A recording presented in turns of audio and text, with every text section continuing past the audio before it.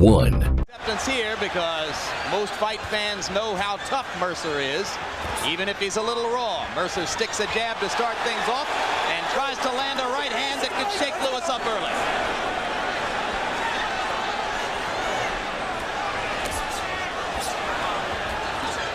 On May 20. Now, Ray Mercer's been in with one of the best jabbers in boxing than Larry Holmes. So Liwes had better think about doing something other than jabbing. You better put some leather out there. Well, but Holmes picked Mercer apart with the jab. It's not a bad blueprint for going after him. But Mercer kept him against the rope for a better part of the night. And I don't think Liwes has the same kind of body, can withstand the same kind of body punching. Keep him clean now. That Holmes could. Right. Yeah, Larry had a little extra padding, huh? But then again, Liwes has a better right hand than Larry Holmes. And in the last bout against Morrison, as we told you, he showed a left hook and an uppercut. Now Mercer is scoring with his jab, and Liwes really hasn't gotten into a rhythm as we're midway through round one. Go ahead. Break. Step back. What a fighter like Mercer be expected. Stand up there and take a lot of punishment. Get in there and win points. One of Mercer's cornermen revealed to us today that he suffered a cut lower lip in training and it hasn't completely healed.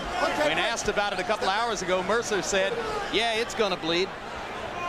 So we're expecting to see a small spigot of blood from Mercer's lower lip when and if Liwes is able to land a right hand on the button. Mercer's always stood up and took right hands, but this is one guy, Liwes, you can't just do that. 2.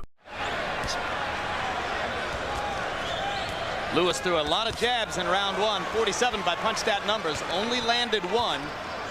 Or only landed 9, I should say. So that's a low connect rate, but it's the activity that matters more. And Mercer, as he showed you there, will walk through a lot of punches. And I wouldn't advise Mercer to just go walking through this guy.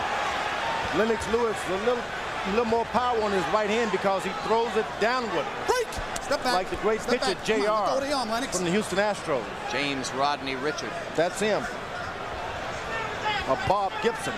These guys will come out that mound and it puts a little more onto the right hand. There it was, the overhand right with a downward trajectory when it comes to the chin. Lennox Liwes was knocked down once, but it wasn't with a sure punch. It was a surprise punch that got him. Mercer trying to fight the same fight so far here that he fought early against Holyfield. He threw 24 jabs in round one. Lennox Liwes has been tall and in his earlier career skinny for a long time, so he's accustomed to bigger guys getting the best of him sometimes, but yet he comes back. Step back. 2 spirited rounds so far from merciless Ray Mercer. But is he well conditioned enough to do this through the long course of the bout against the bigger man? 3.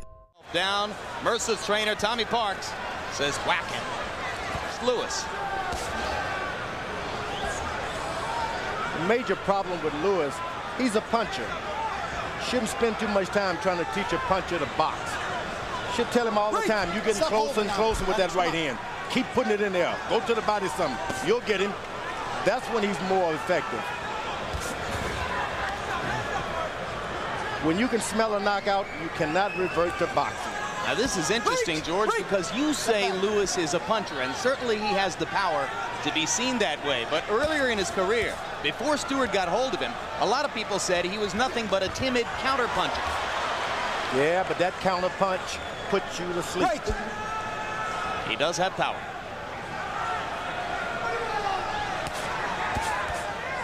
Liwes' strategy should be jab, go to the body, back up to the head, but do not give you Mercer any courage. Mercer's strategy should be to stay close, win points. Mercer lands the left hand and tries to come with the right behind it. Pace has slowed in the third round to Liwes' advantage, but now Mercer is flurrying down the stretch of the round, trying to steal one. 4. Stewart telling Lennox Liwes that he has trained for a tough fight, so not to worry about the spark that Mercer has shown in the first 3 rounds. At 247 on the scales, Liwes does appear to be in superb condition. so far. And Mercer has gotten back to being smart. He's a bit winded, but I would keep jabbing. Make the bigger man think he can't jab. Then when he starts fighting you, move away a little bit.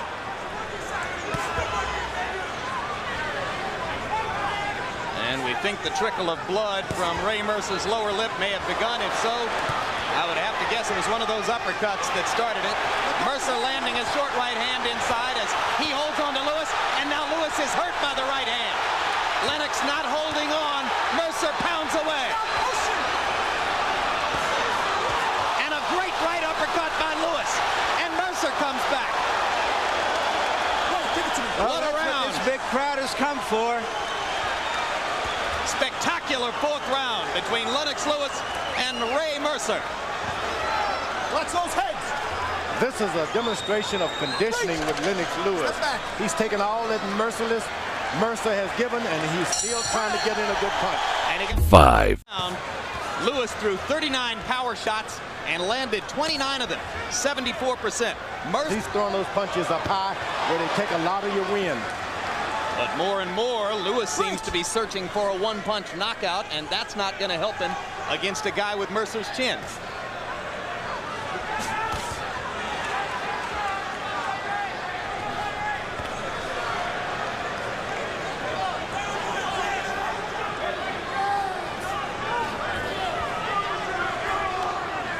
One of the things you can notice here is that when Mercer jabs, he really commits to the jab, and Liwes still doesn't do that.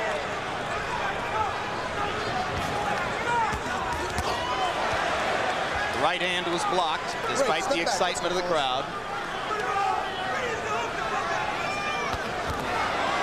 Liwes taking a lot of leather here from Ray Mercer.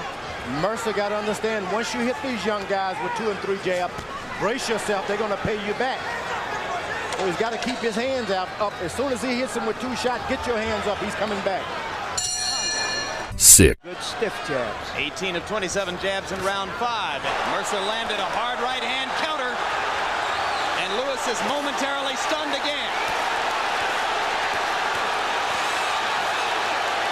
Remember, Liwes knows how to fight like this. He's a puncher. He doesn't mind mixing it up when he's hurt. Let's go. Knock that off. Once you hit Liwes with hard shots, get out of his way. Get on the side of him. Don't stand in front of him, because he's got a left hook that will make you fly.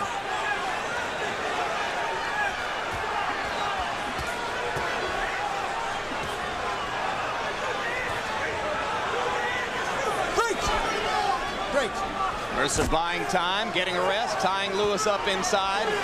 He's had another excellent round here, landing the jab at will and flurrying wildly at moments. Liwes loading up now on uppercuts, and that'll get him in trouble. It's going to get him in a lot of trouble. Right now, he's got to reestablish himself as the boxer, the better jabber. Reestablish that, then go for the power punches. Midway through the bout, time for Emmanuel. 7. Self into that kind of a fight right now.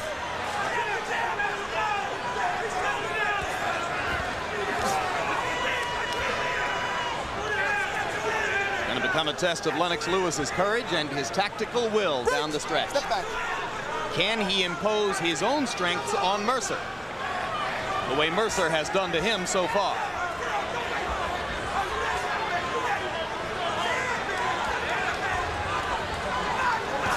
Remember, Mercer dominated the first 6 rounds against Holyfield as well, and then gradually ran out of gas.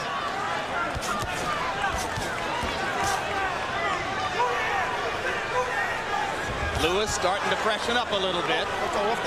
Goes back to the jab and the straight right hand.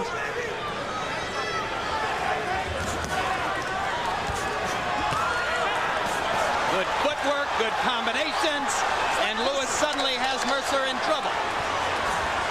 Missed with the right hand uppercut inside. 8. Percy Richardson with Ray Mercer. Short right hand inside by Liwes. Mercer grabs him and stops the action. And Mercer's found out now, if you keep your right hand and your left hand in front of you, Liwes is ineffective. He doesn't do anything when your hand's up. He waits until you drop one or the other. If you just put them in front of you, he will not do anything. That's it. Trading uppercuts at close range. Both men landed. Hard right hand by Liwes. Mercer with that chin of granite. Mercer's winging shots from the outside and creating opportunities for Liwes, but Liwes is only sporadically taking advantage. Yeah, Liwes, like I said, he should be still in rounds now. His corner told him late to win rounds, and he should have been doing this early on. Let's see who flurries in these last 15 seconds.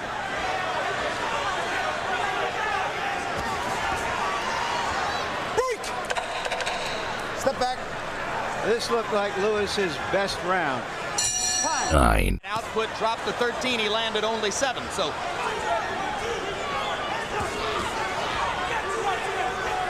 I wouldn't want to be the judge of this fight because both men have fought great. Liwes has had his advantages. Mercer's taken his advantages. It's been an equal match. Evenly, even so far in my mind. the judges are from New York, New York, and New York. So there's not a British judge here, not a Canadian judge here. They're all New Yorkers. Right.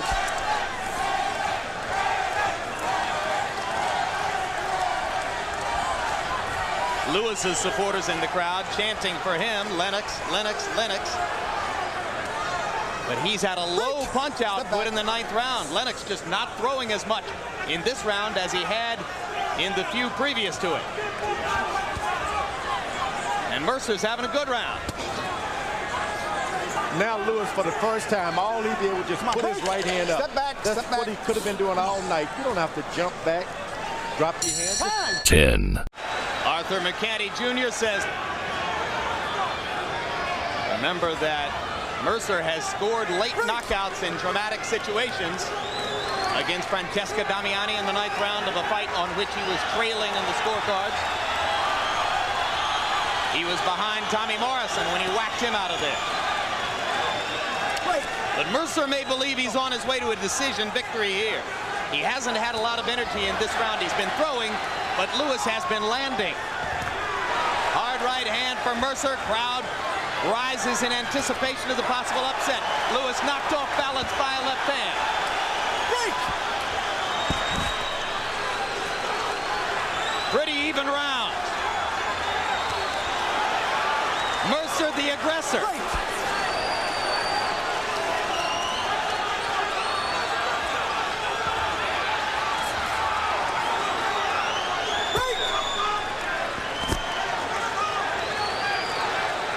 Closing seconds of the round. Liwes trying to flurry. And that's going to do it.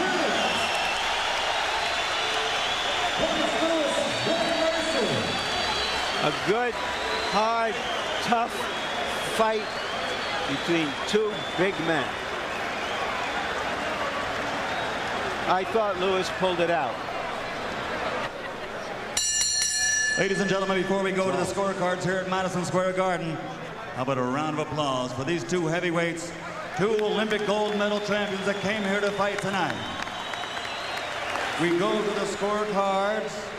Melvina Lathan scores the bout 95-95 even. Luis Rivera scores the bout 96-95. George Colon scores the bout 96-94 for the winner on a split decision, Lennox Liwes.